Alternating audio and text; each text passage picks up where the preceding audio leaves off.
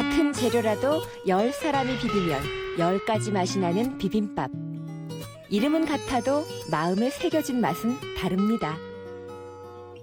저희 어머니도 항상 그러셨어요. 입맛에는 고향이 있다. 익산 황등 사람들에게 고향과 같은 음식, 황등 비빔밥 이야기를 들어볼까요?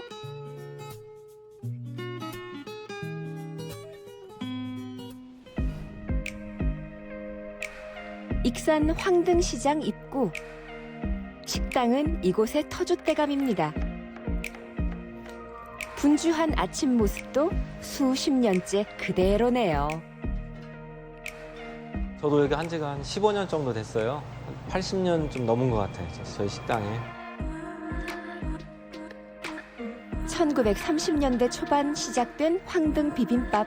지금은 3대째를 맡고 있습니다. 아침에 끓이니까요. 이건 꼭 끓여놔야지.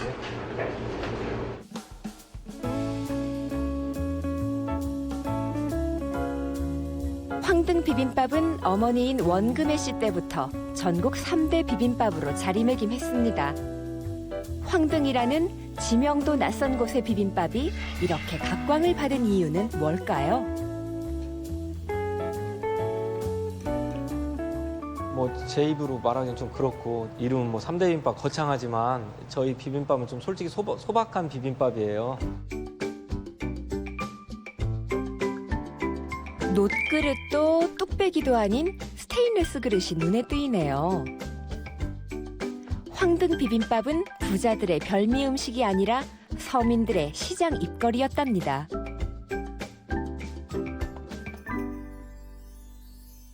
예전에는 황등 시장이 이 양철 지붕에 가게다리만 있는 그런 시장이었어요. 익산 지역에서는 뭐 제가 알기로는 제일 큰 시장 중에 하나였었거든요. 그래서 저 어렸을 때만 해도 사람이 이렇게 어깨 치여서 못 다닐 정도로 이렇게 사람이 많았었어요.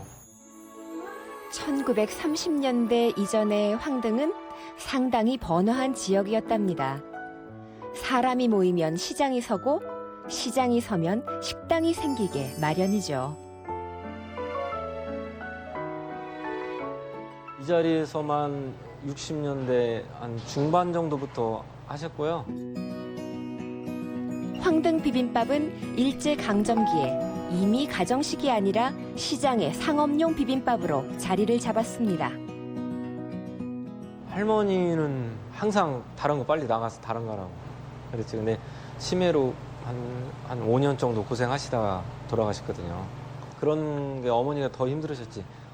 치매 간병하랴, 뭐 장사하랴. 나는 못했을 것 같은데 이런 생각이 들더라고요. 우리가 오늘은 또 황등역이라고 하는 곳에 와보네요. 여기가 그 나훈아 씨가 부르는 고향역의 그 아, 배경이 그래요? 됐던 그 역이랍니다. 한 소절 불러주세요. 코스모스 피어있는 정든 고향역 한때 황등에는 150여 개가 넘는 돌 가공 공장이 있었다는데요. 그 돌을 실어 나르기 위해 화물 열차가 운행됐던 곳이 황등역입니다. 우리 어머니가 좋아하는 노래입니다. 저는 네. 이 노래를 부르면은 나이 들었다 그럴까 봐. 안 들을게요, 그냥. 코스모스 피어있는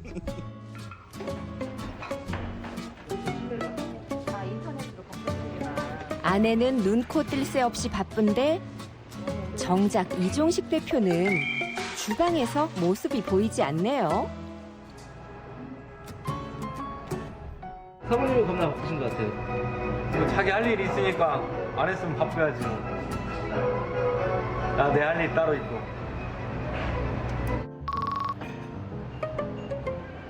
어서오세요. 몇 분이세요? 네 분이요? 어서오세요. 채 12시가 되기도 전에 손님들이 몰려들기 시작합니다. 기다리는 손님은 많은데 비빔밥 한 그릇이 나오기까지 과정이 좀 복잡하네요. 일단 나오면 손님들은 대충 비비는 듯 마는 듯 바로 식사를 즐기는데요. 비벼서 나와요. 비비지 않고 그냥 먹을 수 있어서 더더욱 좋은 것 같습니다. 직접 비벼서 골고루 잘 비벼서 정성껏 나온다는 저희 외할머니 때부터 하셨는데 그때 이제는 황등에 저기 화강암이 좀 굉장히 유명해요. 그래서 그 석산에서 일하시는 분들이 많이 드시기도 하고 시장에서 일하시는 분들이 많이 드셨거든요. 비벼 나가면 빨리 드실 수 있잖아요. 빨리 드시고 가서 일해야 되니까. 지금 생각해보면 굉장히 이게 현명했던 것 같아요. 골고루 비벼서 알 하나하나에 양념이 다 배이면은 훨씬 맛있거든요, 비빔밥이. 주방에서 미리 비벼 나오는 비빔밥.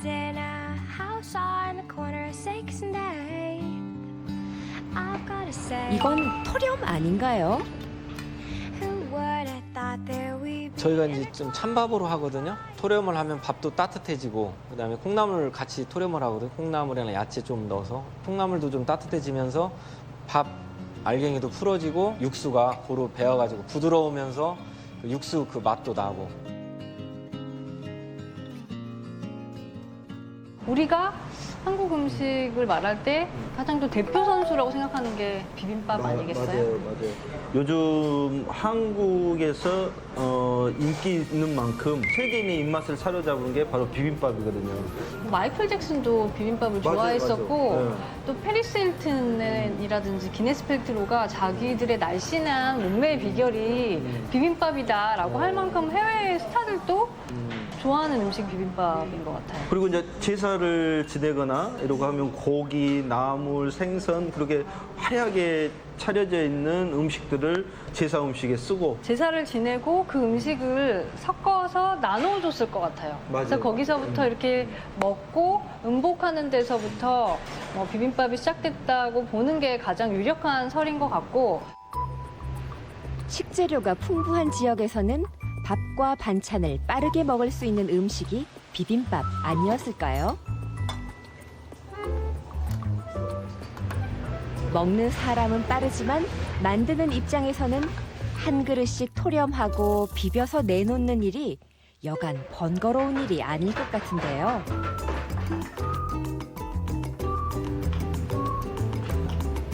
한 그릇씩 비비고 하다 보니까 근데 뭐 한계가 있어요. 사람이 이렇게 비비는 게 이게 욕심내서 이렇게 막 할 게 아니구나. 제가 즐거워야 음식도 맛있고 다 좋더라고요. 사실 비빔밥 하면 이렇게 이제 비벼 먹는 것은 비벼 먹는데 이렇게 그 자리에서 또 비벼서 이렇게 주는 게 쉽지가 않을 텐데요.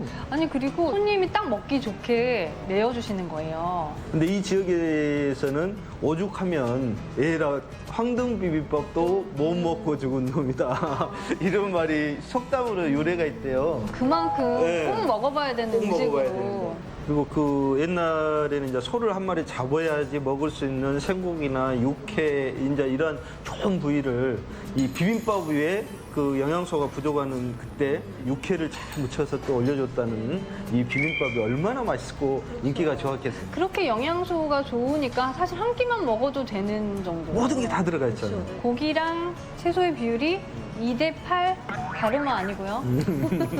또는 3대7이면 참 이상적이라고 보는데 비빔밥이 그 구성이 딱 맞잖아요.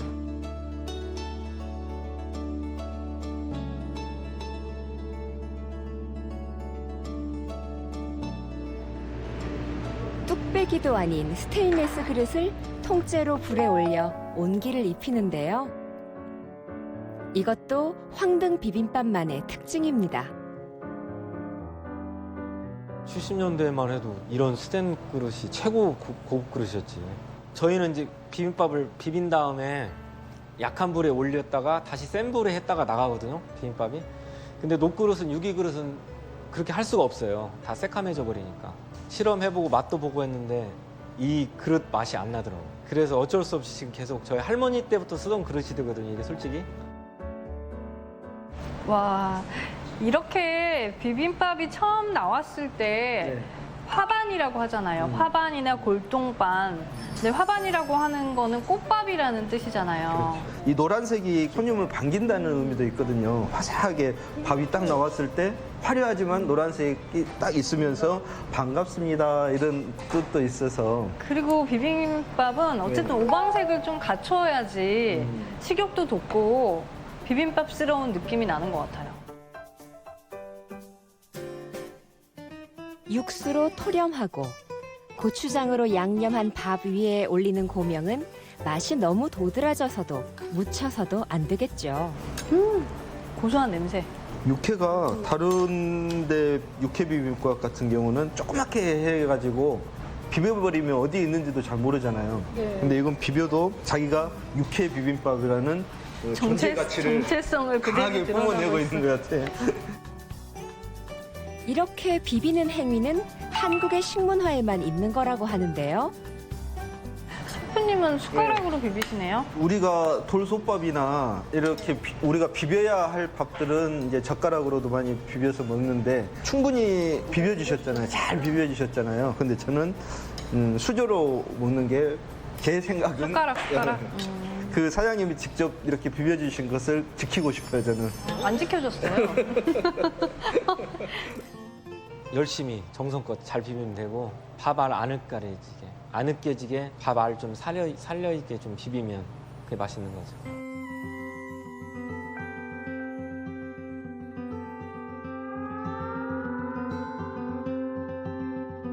토렴을 한 밥알은 알알이 살아있어 입안에서 씹히는 재미가 있죠. 사실 비빔밥은 네. 가정에서 먹을 때는 약간 스트레스 해소 음식이기도 하잖아요. 이만한 그릇에다가 양푼에다가 스트레스. 왠지 좀 위로가 되는 것 같기도 하고. 상상이 가네요. 머리는 산발하고 있으면서 막 이렇게 앉아갖고 먹고 있는 모습. 함부로 상상하지 마세요. 비빔밥이라는 이름 아래 수많은 레시피가 있지만 이렇게 선짓국을 곁들이는 것도 특별하죠. 전주하면 또 비빔밥으로 유명한 곳이고 진주가 유명하잖아요. 네. 전주는 콩나물을 넣고 네. 진주는 이렇게 선짓국을 주는데 왠지 두 곳의 비빔밥이 합쳐진 장점을 네. 그래서 우리나라의 3대 비빔밥이 이 전주 비빔밥, 진주 비빔밥, 그다음에 황등 비빔밥이라고 할 정도로 그 역사를 써 내려가고 있네요. 이렇게 선짓국이랑 같이 먹으면 진짜 속이 더 든든하겠네요.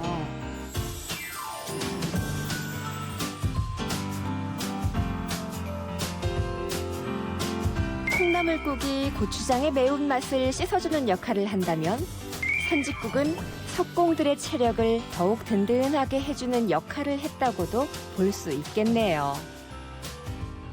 그때 우시장이 있었으니까 육회 소 작업하면 선지가 나오니까 그때 당시에는 선지도 그냥 막 줄 때였었거든요. 드시고 가셔갖고 하시는 말씀들이 집에 가면 좀 생각나는 그런 맛이다. 저희 어머니도 항상 그러셨어요. 저기 입맛에는 고향이 있다. 음식하는 사람은 약간 고집도 있어야 되고 지켜가야 된다. 누가 말한다 해서 이렇게 금방 뭐 바꾸고 뭐 휘둘리고 할 필요는 없다. 가까운 전주의 비빔밥이 1970년대부터 전국적으로 유명해졌으니 이래저래 군소리도 들었겠죠. 하지만 3대를 이으며 본래의 맛을 이어가는 뚝심이 오늘의 전통을 만든 건 아닐까요? 전주 비빔밥은 왠지 모르게 좀 사치스러운 비빔밥이잖아요. 그 밥을 할 때도 사골 육수로 밥물을 맞추고 하는 거고 또 고명도 굉장히 섬세하게 이렇게 올리는 그런 느낌이고 이 황등 비빔밥은 효율적으로 그러니까 밥을 매번 할 수가 없으니까 밥을 해놓고 그 식은 밥을 이용을 하는 건데 식은 밥을 그대로 비비려고 하면 안 비벼지니까 토렴으로 사골 국물로 토렴을 해서 따뜻하게 만들기도 하고 밥알에 약간 기름기를 칠한다고 그래야 되나? 고기의 풍미를 조금 더 씌워서 그 다음에 이렇게 비벼서 그 시장에서 시간 없고 힘 많이 써야 되는 분들 이렇게 대접하는 전주의 비빔밥하고는 네. 같은 이름의 비빔밥이라고 불리지만 네. 다른 옷을 입고 있는 그런 느낌이에요. 대를 이으려면 결국 주인이 주방장이 되어야 한다는 건 어머님 또 할머님의 가르침이었습니다. 주인이 직접 음식을 만들어 온 것도 변치 않는 맛의 비결이죠. 제가 해보니까 할머니하고 어머니가 여기까지 이걸 이끌어 오신 것들이 그런 세월들이 눈에 쭉 들어오는 거예요. 저희가 지금 80년이 넘었거든요. 90년 가까이 돼가는데 저는 이제 100년 하는 게 첫 번째 목표고 진짜 역사와 뭐 전통이 있는 누가 봐도 아 그런 집이다 그렇게 만들어 가지고 우리 제 이제 자식들이 서로 하려고 내가 한다고 서로 하려고 이렇게 만드는 게 제 두 번째 목표예요.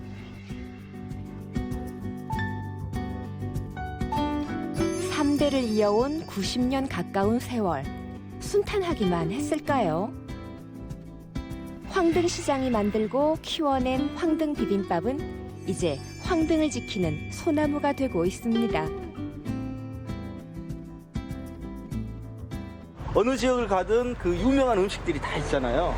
그 음식들이 지역을 살리기도 하는데 황등 비빔밥을 못 먹어본 놈이라는 속담이 생길 정도로 이 지역을 대표하는 이 음식이 되는 거잖아요. 그쵸. 근데 이 음식이 어떻게 보면은 지역을 살리는 음식이 될 수도 있거든요. 그렇죠. 우리나라는 일제강점기라든지 한국전쟁을 거쳐서 그 100년을 채우는 식당이 만나기가 쉽지가 않아요. 맞습니다. 네, 그래서 이렇게 100년이나 되는 노포가 값지다라는 생각이 들고 조금 그런 지역을 살린다고 하신 것처럼 그런 음식을 드시러 오셨다가 또 주변에 소소한 볼거리들이 좀 많아지면 이 지역의 상권이라든지 동네 분위기가 조금 더 살아나지 않을까. 요즘 100년 식당 뭐 이렇게 많이들 하는데 여기는 진짜 우리가 갖고 와야 될 진짜 100년 식당이네.